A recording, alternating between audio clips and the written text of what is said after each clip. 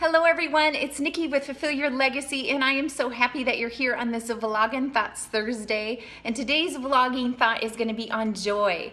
And hang on, if you are not in a joyful place right now, or if you are in a time of rejoicing, this vlog is still for you. So I basically had this sort of recollection or understanding that, it's been really dreary out for 2-3 days now. We're ready for spring and sun, and it's just cloudy and dreary.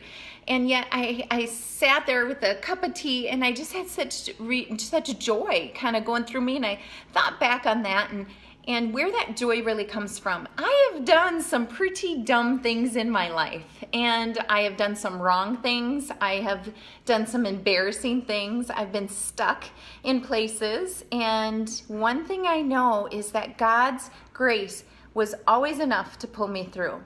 And that is what I think brings people true joy, is knowing that even in the hard times that God's grace is sufficient enough, and we don't have to try to do this world all alone, and we can get strength and power and all sorts of things from the Almighty, and that is joyful. I mean, it's either hope for the joy that you know is going to come when you're through your trial, or it's sitting back and sort of rejoicing in the place that God has been working in your life. And so that is what the message is about today.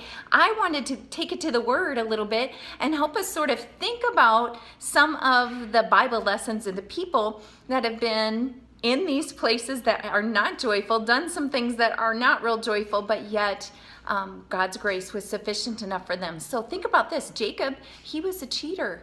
And Peter, he was a tempter. And David, he had an affair, and Noah got drunk. Jonah, he ran from God, and Paul was a murderer. Gideon was insecure, and Miriam was a gossip.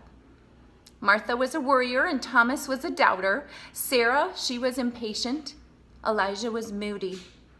Moses stuttered. Zacharias was short. Abraham, he was old.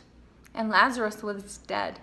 Think of the grace that was sufficient enough for all. That is the message I want to leave you with. It's 2 Corinthians 12:9.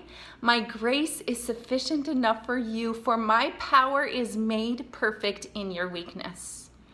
Go live a joyful day today. Talk to you later.